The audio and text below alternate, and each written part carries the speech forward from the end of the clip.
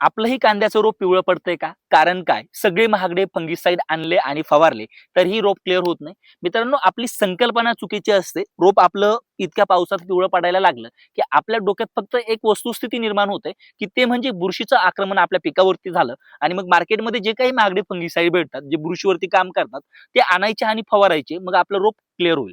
आता पिवळं रोप नेमकी का पडलं हे जर थोडं बघायला गेलं तर एक गोष्ट बघायला भेटते की रोपाची जी मुळी आहे ती ऍक्टिव्ह नसते आणि त्यामुळे आपलं रोप पिवळंच पिवळं राहून जातं. त्यासाठी एक असं भन्नाट कॉम्बिनेशन सांगतो की फवारणी घेतल्यानंतर पुढच्या 3 दिवसामध्ये तुमचं पिवळं रोप हिरवं होणार आहे.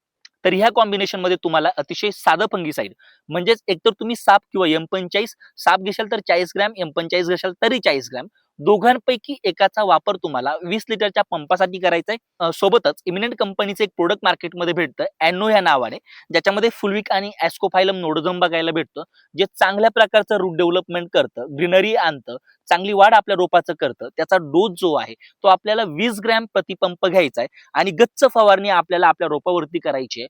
फक्त फवारणी करताना एक काळजी घ्यायची आहे की जे फवारणी आपण करतोय, जे औषध आपण फवारतोय ते रोपाच्या मुळांपर्यंत गेलं पाहिजे, जेणेकरून त्याचा अधिक फायदा आपल्याला त्या ठिकाणी भेटणार आहे. Stay tuned.